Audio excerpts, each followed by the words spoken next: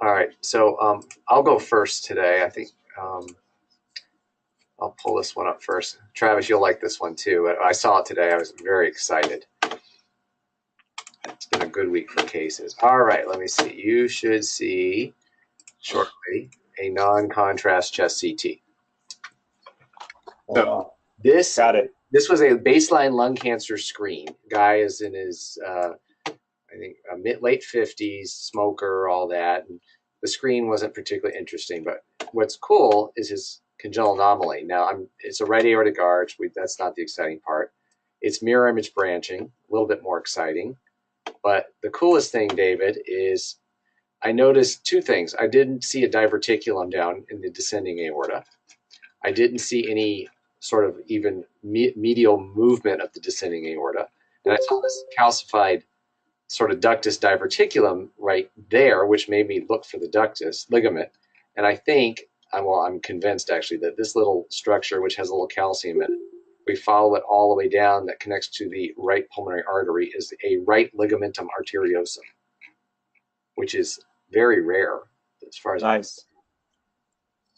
And that's why we don't have the diverticulum and why we don't have that medial displacement of the descending aorta that you sometimes see with these right aortic arches. So it's not a ring at all. Okay. Agree? Yeah, right. I totally agree. Cool. Howard just got on. I want to make sure he gets to see it too before I take it off. Connecting his audio, I think. But yeah, so no underlying heart disease, no underlying anything. Now I looked for another congenital anomaly, and unfortunately I didn't come up with anything good.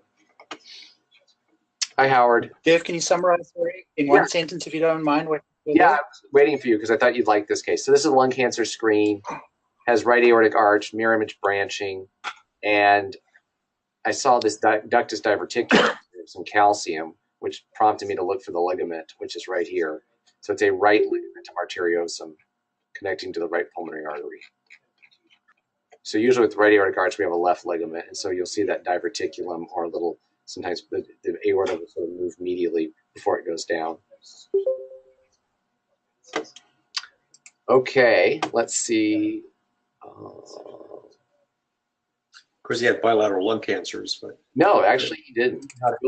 You'll like this one too. Okay, so let me pull up the radiograph first.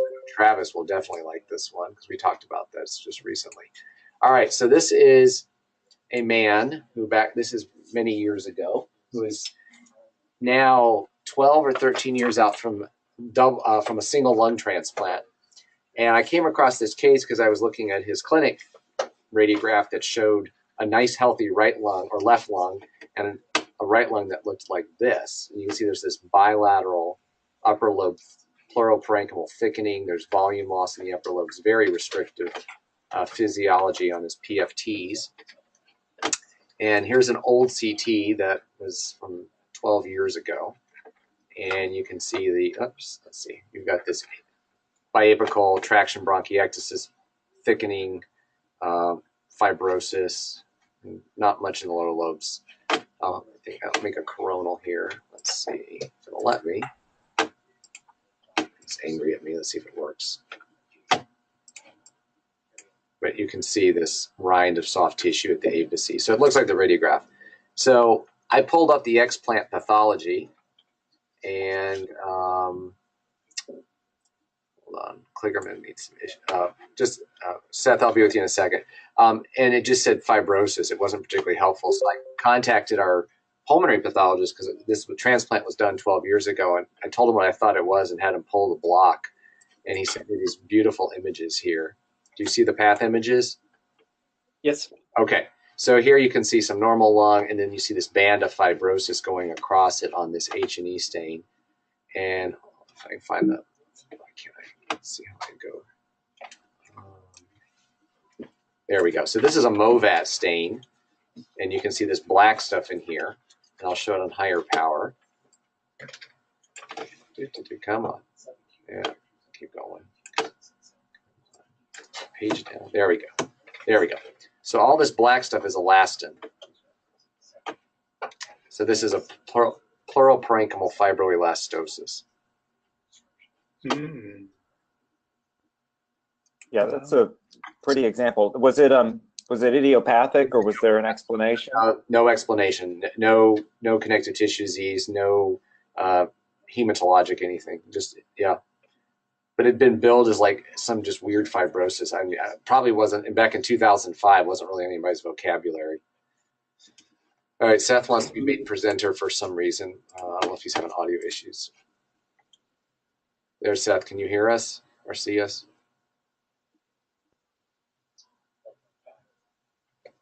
Seth, can you hear us?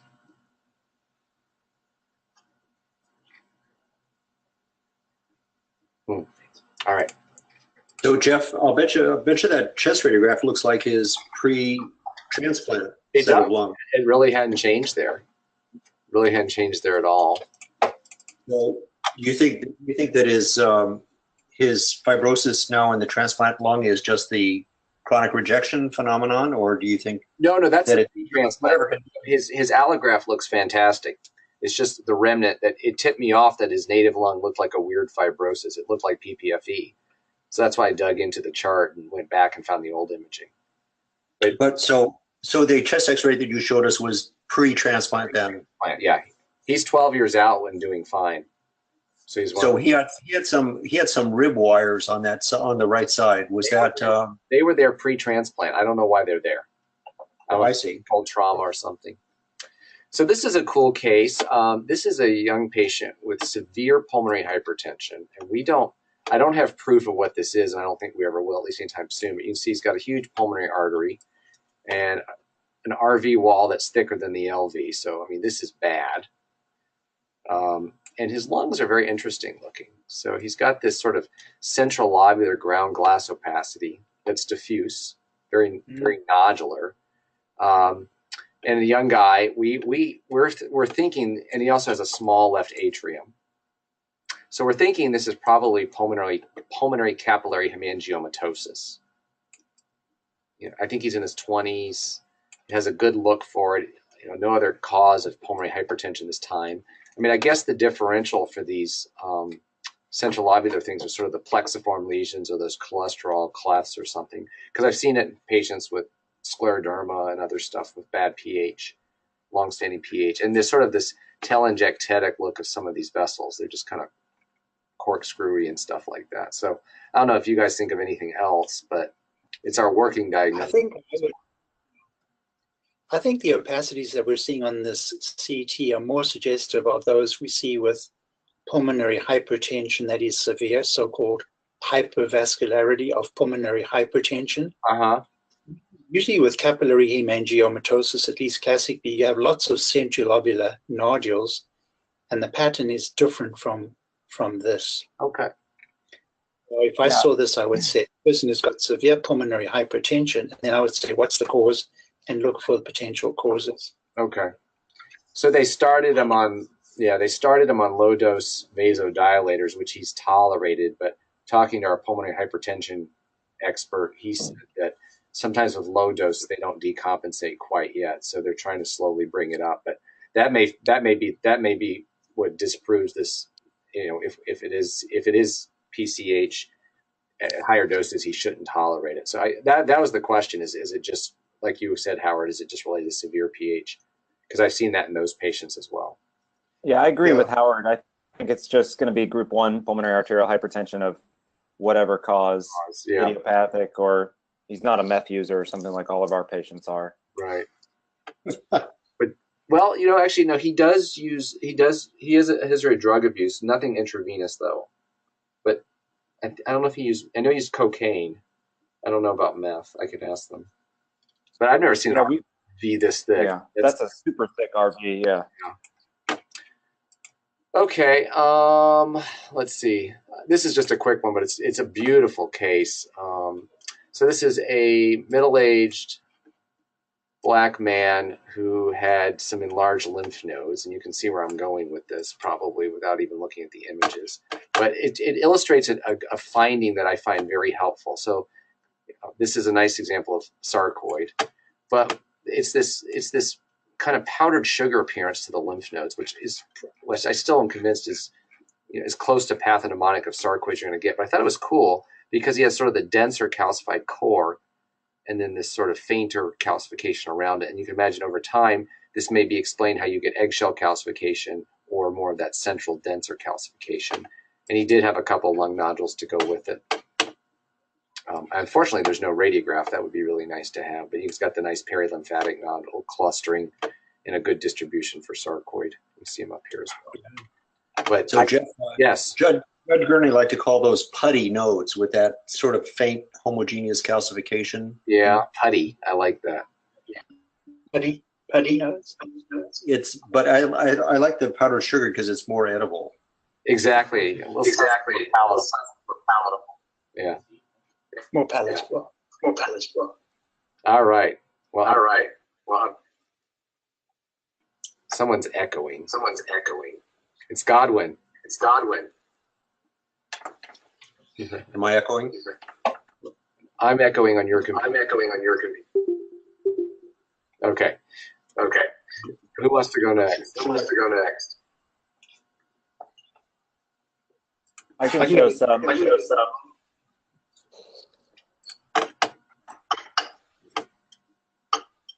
Jeff, shall I turn off my microphone? That would be great because Huh. All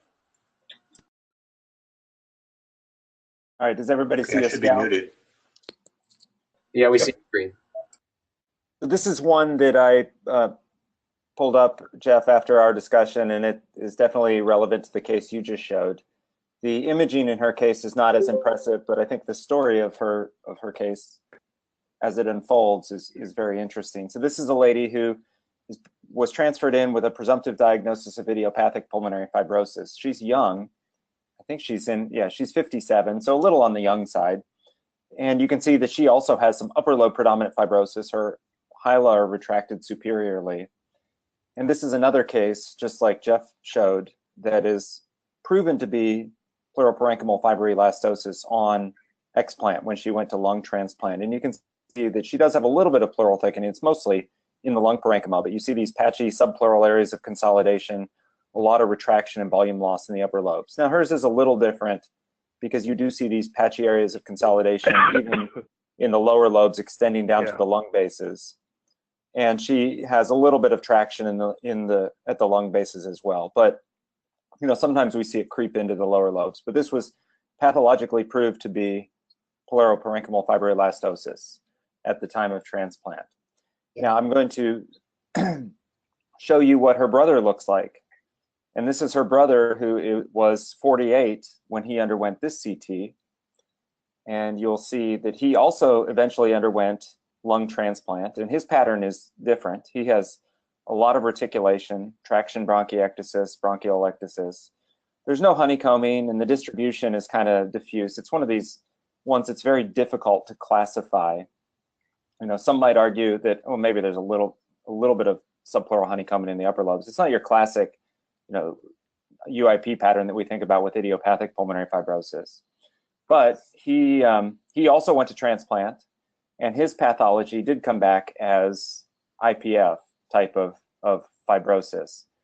And so what's interesting is that they have both been evaluated with genetics, and they found this HTERT mutation. And they actually had a third sibling who also had interstitial lung disease, who is now deceased, who did not undergo lung transplant. These patients both have this anemia and thrombocytopenia.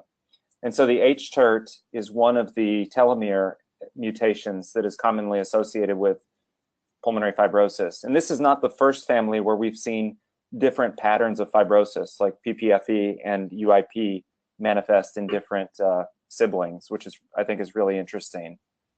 And I know, Howard, I think we had talked about this a few months ago, the whole idea of the telomere shortening and these telomeropathies causing fibrosis. Just there's some idea that they inhibit or prevent normal cell repair and may precipitate chronic diseases like lung fibrosis. Other things that they often... But it's specifically with the tectopneumocytes, right? I mean, that's where most of the injury, the telomerase abnormality lies. Is that correct, or is it a... I don't know. I'm not going to pretend to be an expert in telomeres. I don't know what this, I mean, it just shows in general, you know, it shortens, the telomere shortening is associated with aging of organs and organisms. And because these patients, you know, we always ask them, or not me, but the pulmonologist always elicit or try to elicit histories of premature graying. Like this lady went gray in her 20s. They often have cirrhosis as well. So I don't, yeah, I don't know, Seth, if it's the type 2 pneumocytes or, I don't know if, yeah, that doesn't even mention it specifically in this article. But the idea is just that, yeah, that some of our familial interstitial lung diseases present with different patterns, which are often, you know, can be due to the same mutation. So obviously there's more to it than just that. Yeah, interesting. So Travis, I was part of a study of these TERT mutations about 5 or 8 years ago, and I evaluated some 30 of these cases. And what struck me is that they were mostly in their 40s and 50s with lung fibrosis, and it was more of an NSIP pattern than a UIP pattern. A lot of upper lung or mid lung predominant disease rather than basal predominant, as typical for IPF. Right. But this, like this one, pathologically, yeah, I agree. The imaging, like they thought pathologically that he had it was a lot more of an, you know, an IPF UIP pattern. So, yep. But no, I agree. We've seen other ones too, where it's more upper lobe predominant, you know, where you would strictly classify it as an inconsistent with UIP pattern. So just looking at this CT scan, I would think that this might be fibrosis related to sarcoidosis. There's a lot of it along the fissure and things like that. So, you know, I've seen this sort of the very fine pattern before with sarcoid that goes on to a permanent fibrosis. Yeah, that's a good point. I think it's all, like whenever we see these ones that are difficult to classify, it's always, you know, question of, especially if they're younger, could it be familial? Yeah, I think sarcoid's a reasonable thought too. So I want to show one more for all you infection nuts out there, mostly David and Jeff. But and this is one that's going to be relevant for Seth now too, that he's in San Diego. So this is a lady who's 23, and she presented to an outside hospital looking like this back in May.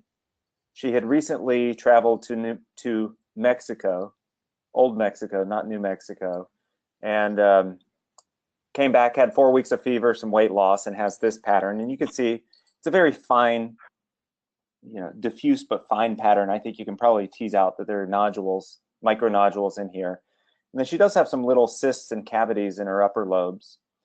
And I'll show you the CT in a moment. I think this radiograph maybe has a little bit more of a sharper edge processing, which really shows you this looks like it's going to be a miliary pattern.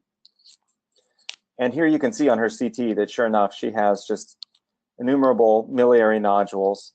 You know, they're more in the lower lobes, which we would expect for something of hematogenous dissemination. And she also has some of these big calcified cavities, which apparently she was treated for Mycobacterium tuberculosis at age 9 for a latent TB infection. And we don't have any imaging prior to this, but she did test positive for Mycobacterium.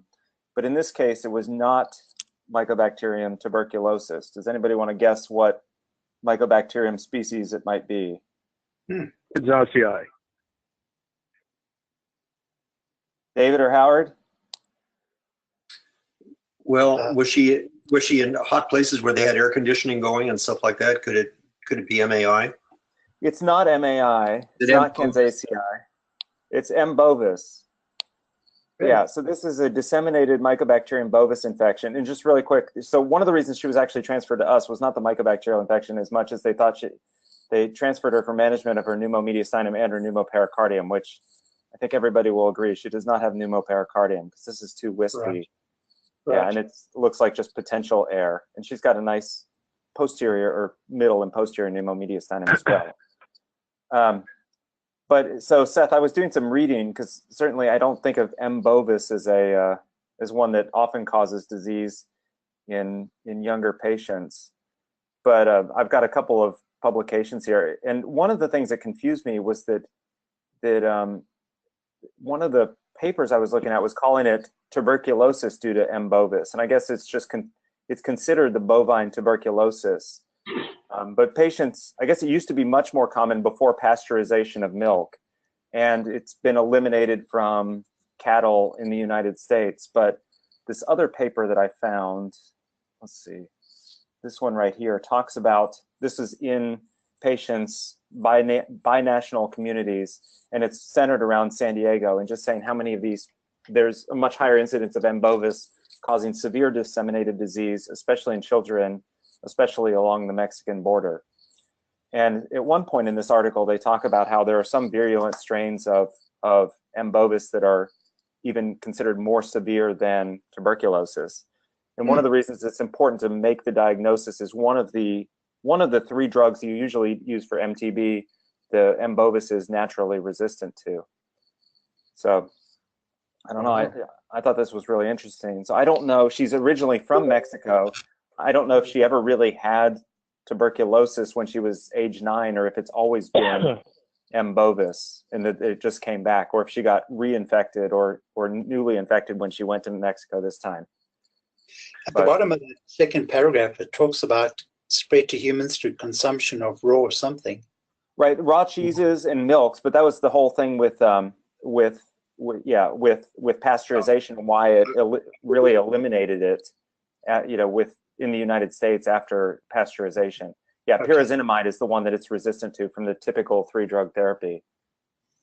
So, wow. But people, some of the health foodies really, they want raw milk. They want unpasteurized milk, and so there's probably an increasing risk, especially in California. Yeah. So, welcome to San Diego, Seth. Yeah, freaking hippies. All right, I'll stop there. I got more I can show later if you want. All right, thanks. If I got, I'm sorry, I was having audio issues before. All right, here, let's try it now. All right, so I'll show 4 quick cases. This one is interesting because it's so classic for what it should be, but it's not. I will show so this is a guy who came in with chest pain, and you could see got a very ugly enhancing nodular pericardial fusion with this large mass sitting in the right atrioventricular groove, invading into the right atrium, right ventricle. There's areas of enhancement. I mean, this is, angiosarcoma every day of the week, except when it's not angiosarcoma. I've seen a lymphoma there, but this doesn't look like lymphoma. I'll show the PET. He had a very aggressive squamous cell on his leg that he actually had to have an amputation for. And when they did an open biopsy and took a lot of tissue, and it was squamous cell carcinoma, and it was identical to his previous primary, and then he has a node here in his inguinal cavity. So this is what should be an angiosarcoma, but actually is a metastatic squamous cell. So, do you think it was hematogenic spread to the myocardium initially? That's what I would imagine. That it was hematogenic to the myocardium and spread out, but people don't really understand why even angiosarcs occur in that atrioventricular groove region, and it's not even uncommon for other malignancies like lymphoma and elsewhere to start there and grow outwards. And no one really knows. I've asked a bunch of pathologists what lives there that could be a potential common site for these different malignancies to crop up there and disseminate, and no one really knows. So your question is valid. Was this a primary hematogenic dissemination that grew outwards, or was there seeding somehow elsewhere? I mean, you imagine it was hematogenic, but if it was myocardial or in the epicardium and somehow disseminated in, I don't know. What's that thing in his LV? Is that just is that a embolized bullet fragment or something? Where? In his left ventricle. Was LV there? Yeah, I think that was just papillary calcification. Okay. That was, was it maybe he had a bullet laden with some sort of squamous cells? No, but I don't know. But it's just interesting because it's, I mean, if I had a resident who said, "Oh, this is Mets," I'd be like, "You're crazy. This is clearly going to be a angiosarc," but it's not.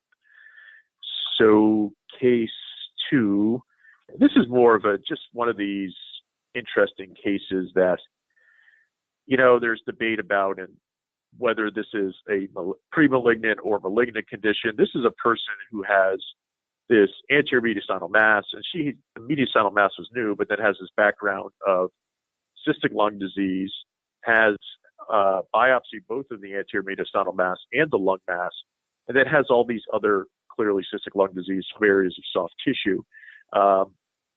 The lung mass, the primary lung mass, and the anterior mediastinal mass were both B-cell lymphoma. And you would imagine that the parenchyma is some form of lymphocytic interstitial pneumonia / follicular bronchiolitis. And it just goes back to the question is, is LIP / follicular bronchiolitis, are they pre-malignant or not? And it's just a debate.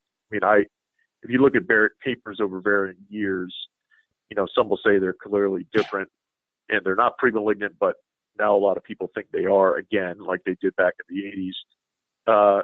And this is clearly a case of someone with, and I have seen a bunch of cases of follicular bronchiolitis that then progressed to lymphoma. So just a case of presumed follicular bronchiolitis and lymphocytic interstitial pneumonia and associated multifocal lymphomas.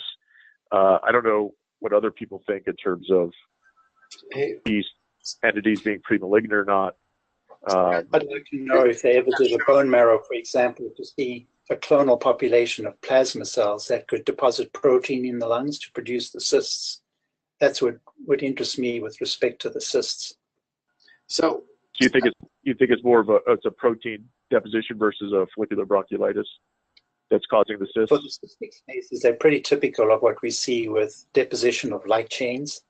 That's why I would wonder if she ever had a biopsy or a bone marrow biopsy that showed a clonal population of plasma cells as well. Hey, Seth, did she have underlying Sjogren syndrome at all? So the answer is we don't know, because honestly, she has come in the past and has had readings overnight by non-chest people, and it's been read as emphysema. So no one went down that route, which is kind of bad. So right now, she does not have a history of that, though. Oh, and a nice incidental finding, she has an aborted tracheal bronchus, which is just cute. There you go. You're right. Those before. Very pretty. Yes, let's see if you can delve into our medical records to see if we get any more information about plasma cells, part of this lymphoproliferative process that may produce cystic spaces. I'm really interested in that. Okay, I'll let you know. Unfortunately, I can't get into it right here. What kind of lymphoma was it? And was it a new lymphoma, or is it just something that's been indolent for a while? She had a lesion here in the right lower lobe. It was biopsied, came back as B-cell lymphoma. And then they treated her, and I guess she went off treatment, and this started growing back again in the right lower lobe, and then she developed this mediastinal mass. And they biopsied the mediastinal mass, and if you look at the path report, they're saying they think it's primary mediastinal B-cell lymphoma, that not having history of other sites of lymphoma, they thought it was primary mediastinal B-cell lymphoma. So that's her history. She just came back in. So, I mean, here was her study. So that was 223. Then she underwent treatment. And you can see the mass kind of melted away, and the lesion started melting away. And a lot of the other, interesting is if you scroll through it, some of the other areas of nodularity kind of melted away as well. But she still has this background cystic lung disease. But Howard, I'm always, I don't know how you would differentiate, because people say the follicular bronchiolitis, or not people, Galvin always says follicular bronchiolitis causes the cysts that you see due to ball valve mechanism. And he has a bunch of nice path cases showing that, even though it's not 100% shown or believed by other people. And then you have this, light chain deposition disease that we've seen associated with cysts as well. I mean, I don't know how you would reliably differentiate those as underlying causes. I know they both can disseminate or deposit around the distal airways and cause obstruction and cysts, but again, it's just an interesting question. I don't know how you would answer that in all patients. And let's see, this case is, I don't remember what this one is. Let's see. Oh, yeah, this is a cool case. So this is a case that came over as an old case over the weekend, had this lesion that is mass that's sitting posterior to the right lobe of the thyroid and inferior to the right lobe of the thyroid. And she basically, there's not a clear attachment. Maybe there's an attachment to the thyroid, But this turned out to be, she underwent a system movie scan. She had clinical hyperparathyroidism, hypercalcemia, and this was a parathyroid adenoma, either arising directly from the inferior lobe of the thyroid or ectopic within the superior mediastinum or intermediastinum. So just a very large parathyroid adenoma. Anyone seen one that large before? Usually they're like the size of a small lymph node.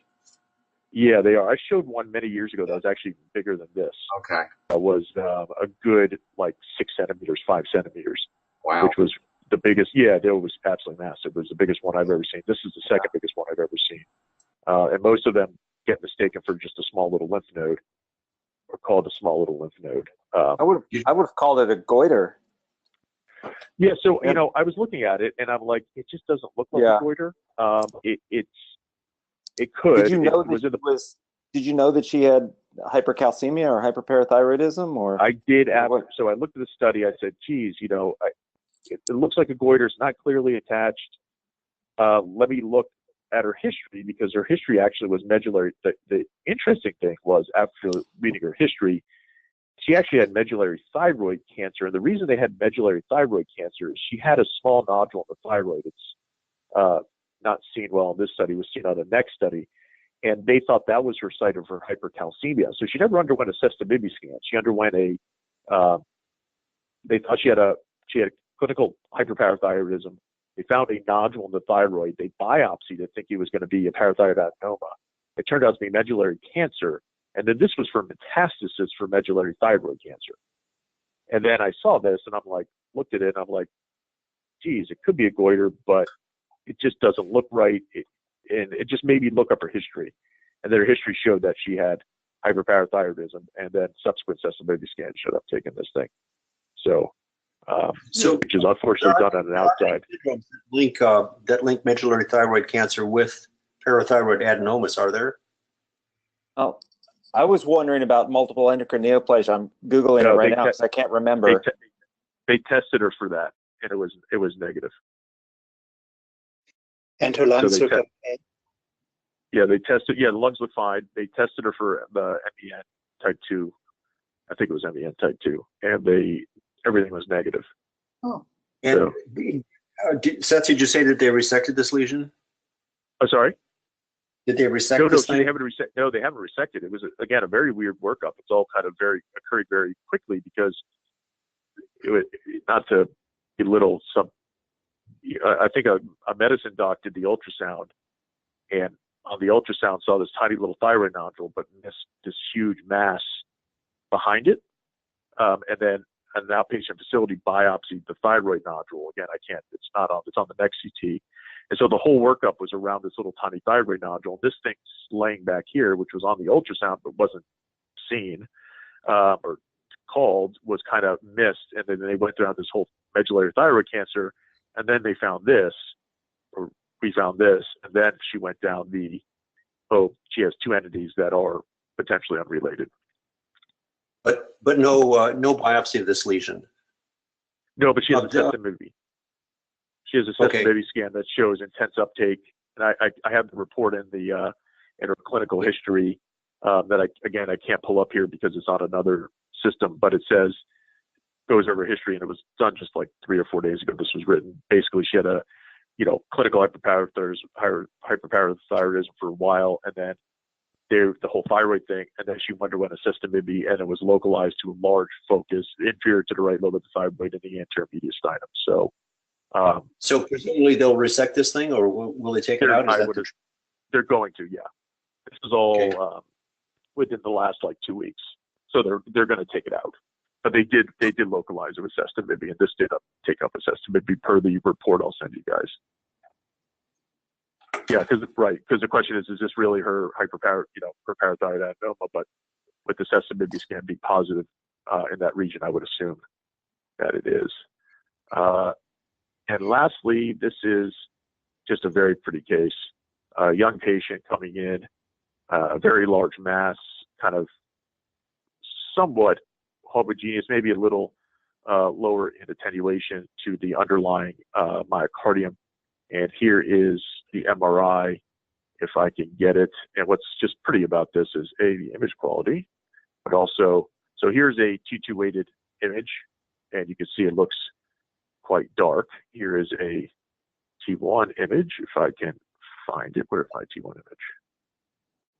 Here it is, down here. Here's a T1 image, also pre-contrast, quite low signal related to the myocardium, pretty dark, even darker than the underlying muscle. And you'll have all the other images. I won't belabor the point, but here's the post-contrast, which won't work, but I'll show you the delays, and the delays are beautiful. So here are the delays. So this is a large tumor that is pretty much similar attenuation to myocardium on CT, but low signal on the T1 and T2 weighted imaging, suggestive of probably fibrous tissue, and then a pronounced delayed enhancement on the delayed images, which is you see in fibrous tissue for scarring or fibrous tissue for scarring. So this was taken out, and this was a large cardiac fibroma. So just a pretty case, and I'll send the whole study over, but don't want to waste any more time with it. So just a pretty cardiac fibroma. Yeah. Wow. Excellent. Okay, Howard. Okay.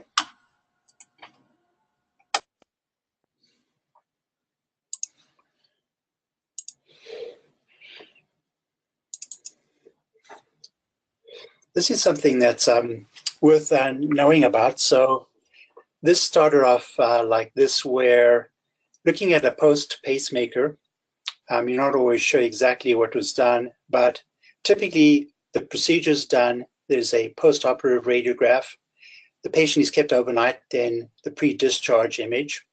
So on this one, everything looks okay, but I'm going to bring up the zoomed image from that exam, and I'll make it bigger yet to show you. And typically I do zoom up so that I can look at these leads. So here is a little crimp, quite literally, in the pacemaker lead. And it is not too far away, as you can see, from the pacemaker itself, or the pacemaker header. Now I'm going to bring up a different patient entirely to indicate where a suture sleeve, if it is visible, is located. So here is a different patient in which we can actually see the suture sleeve itself. So here is a picture of different suture sleeves, and undoubtedly some of these are more opaque than others, but you can see they're kind of similar, different kinds of plastic, and they have grooves. And you basically, after you do the procedure, you use the suture sleeve to secure the leads in the pocket. So part of the suture goes around the pectoralis muscle, and here's just a picture I found on the internet showing you how they apply these suture sleeves and suture it up. So I brought this to the attention of the cardiologist, and he said, oops, yep, undoubtedly we just really pulled that suture, this one particular suture, too tight. But the pacemaker is functioning okay, so he said, thank you, we'll just keep an eye on it. But undoubtedly we just sutured it too tight, at least one of the sutures. So it isn't actually a fracture, but by location and appearance, just a particularly tight suture in that location. So just something to know about. And so, Howard, what about the disconnected connector that's dangling below the pulse generator there? Okay. Yeah, there's a story about that. So he said, I'm putting in an extra lead here, which I will not attach yet, because I think the patient in the future might need a CRT device. So this is an ICD device. So he left this additional lead unattached intentionally right there.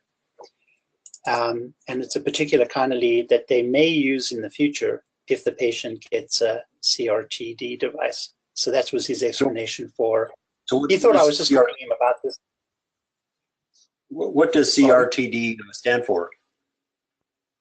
That is cardiac resynchronization therapy. Oh, I see. Defibrillator capability. So if you have one of those devices, you'll have an extra item in the pacemaker, which is the capacitor. So you have more than just a battery and electronics, you have three things. And this one has got two things. So if at some point in the future they put a new device in, he's got this lead to attach to it for that purpose. And there's something about the configuration of the leads that he decided to put there in case in the future she got a different device. I don't see that very commonly, so that was kind of interesting to me as well. Mm-hmm. He thought I was calling him just about that and why there was an extra lead there. Then I showed him the other, and he said, "Oh yeah." So something like that, yeah. So where does that lead go now? So is it just is that lead all coiled up behind the pulse generator, or it's not strung out to the heart? I only see two things going into the heart. Right. So this additional lead is relatively short, but it just sits over here, and there's an additional lead over here to which this thing is part of, but it's not connected to the header. But it's not a lot of coil. You can see it's relatively short. It goes into the ventricular lead because that is a defibrillator lead, right? Is it just that it's not connected because it has it has that insulated portion over the ventricle? It's definitely not a connected lead. It's not a connected lead, but maybe there's something about this lead that if he puts in a new device, he's going to use this lead and connect this lead or the connecting pin of this lead to the header of the new device. So there may be something about that lead that's special for future purposes. Right, and I think that's kind of what David was asking, because you only see two things going to the heart, and I think it's because that connecting pin is just part of the ventricular lead that's not currently connected, right? No, you can see right here in respect to the header, can you see two leads are connected, 1, 2, and there's a third pin that's not connected here?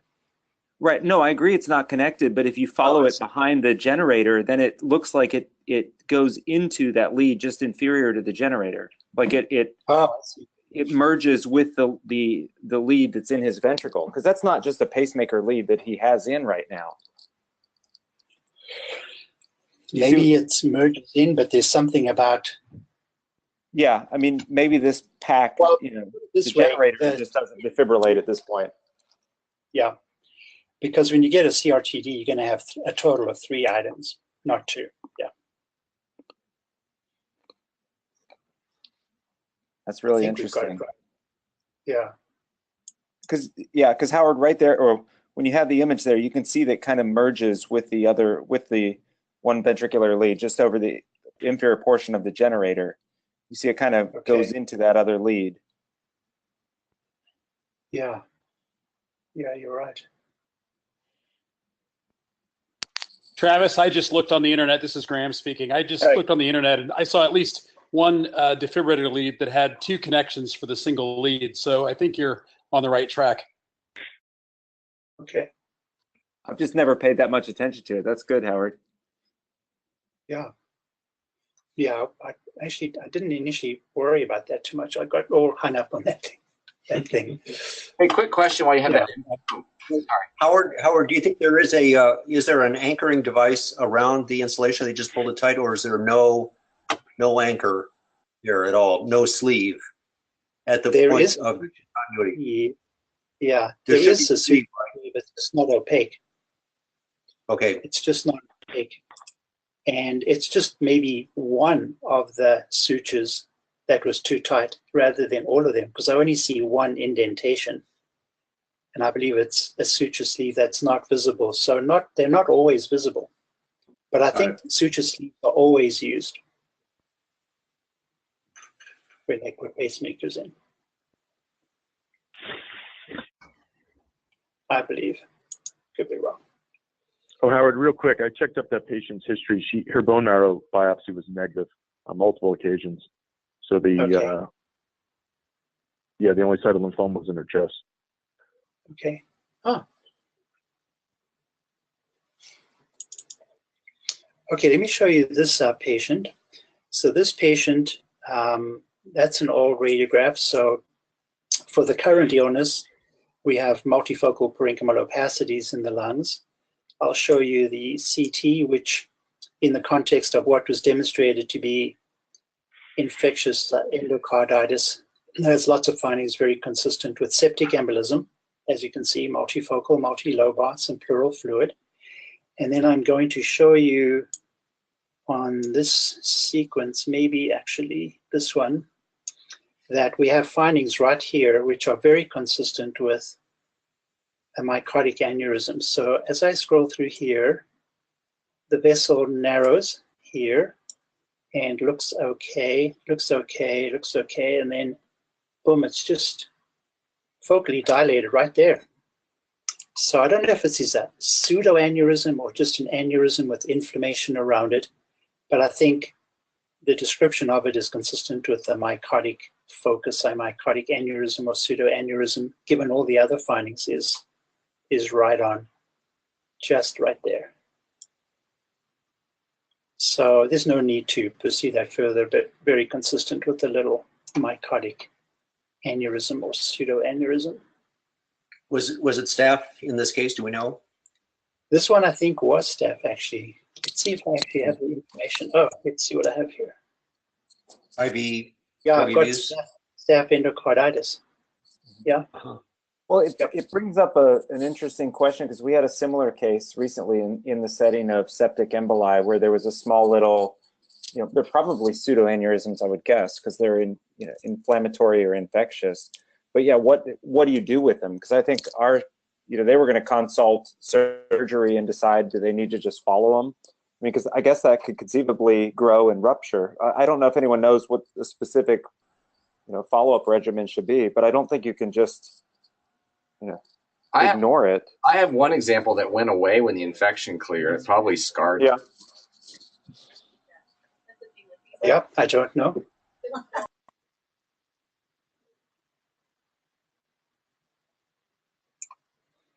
I think someone was trying to make a comment, perhaps. Oh, I don't know. Okay. Do you want me to keep going, Jeff, or is anyone else going to show anything? You can keep going. This one I think David will like. So I didn't have a chest radiograph, so this is the scout from the CT. So this is a really nice example of, two observations. One is the position of the heart in relation to the spine, left hemithorax. And also, and I'm going to try and make this visible to you, but on a radiograph, oftentimes adjacent to the heart that looks like that, there's some ill-defined opacity, like there's just too much opacity attenuating photons adjacent to the heart. And David, I know, has shown that phenomenon before. So of course, this is exactly what you're thinking, which is a pectus. And it's a particularly severe pectus. You can see how narrow it is. But I think it's just the attenuation of photons coming through all this tissue here, from the skin surface all the way down there, in the combination with the shift of the heart, that produces just that vague opacity that one sees on a radiograph like that. David, I think you've mentioned that before. Yeah, this is beautiful. Pectus pseudoneumoniae. Yeah, like an opacity that projects that way. So if you're kind of looking in the anterior chest somewhere here, you sort of get this ill-defined opacity on a frontal projection of the chest that looks abnormal, right? And that's coming in when you go anteriorly, right? I mean, that's you're overlapping into the chest wall when you can start to get that. Is that right? Yeah, yes. right anterior, yeah. Exactly. Right anterior. Yeah. No, that's beautiful. Right. Yeah, right in here, basically. Luscious. So this person has a Haller index. I don't know the insurance companies. I think sometimes before they agree to reimburse for the procedure, they want a Haller index. And I was reading up about the Haller index, and they were saying you almost never get one that's bigger than 5.5. This one is 6.5. So if you're interested in the Haller index, and it's kind of silly, but this one is a particularly bad, rather pretty narrow front to back at this level. That gives you that Haller index, so-called. Sorry, David, you were going to say something else? I mean, this is really an extraordinary pectus, and it's the pectus is often asymmetric like this. The sternum is tilted and down here, and then in conjunction sometimes with a straight spine. A lot of pectus people have a straight spine behind. They just don't have the normal spinal curvature. Their spine is deeply indented from behind, and combined with the sternum indented from the front, their heart is just squeezed off to the left really dramatically. This person has some spinal curvature, but I've seen people with more modest pectus, but they get double the effect if they have straight spine as well. Yeah. This is a dramatic case. Yeah, this is interesting. I think if you do these VRTs, and I don't do this routinely, because the VRT, in this case, I'm just showing the skin surface, which is here, that really doesn't tell you how severe the pectus is, because you can see the deformity of the chest, but it's what's down here that's obviously quite significant rather than what's up here at the skin surface. So these images I made are a little bit silly. Yeah. Okay. Very cool.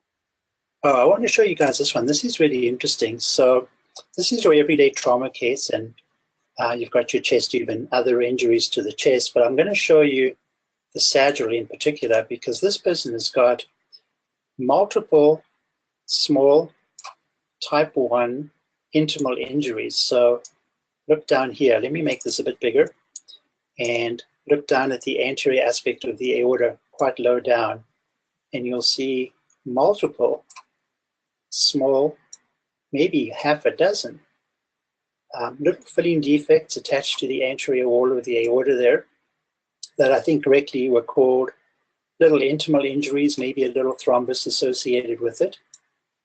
But I thought this is a particularly nice example in an unusual location of multiple type 1, so-called type 1, just watch, don't manage injuries. Any of you guys seen one quite like that?